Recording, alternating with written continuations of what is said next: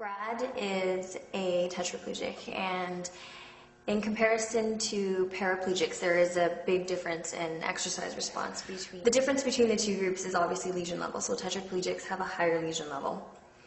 And what this means is that they have a greater impairment to their nervous system. And this impairment affects three major components that are involved in exercise. So they lose their ability to control their heart rate, they lose their ability to regulate their temperature during exercise, not just during exercise, but just in everyday activities. And they also lose their ability to regulate blood pressure. And so when they are exercising, losing control over these three things basically hinders their performance. If you take a look at an able-bodied person or even just a paraplegic, when they're exercising, the ability to increase heart rate, what that means is that your heart is able to keep up with the amount of work that your body's doing. So when you're exercising, your heart needs to beat faster because you're using more muscle mass and your muscles require energy. And in order to get that energy, the muscles require blood and oxygen. So the oxygen is delivered in the blood.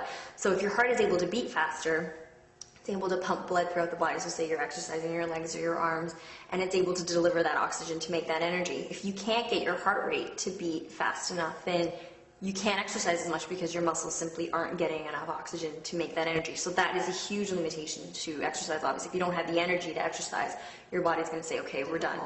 And then in terms of blood pressure response, that is also inhibited during exercise. So usually with an increasing heart rate, what happens is blood pressure normally increases as well.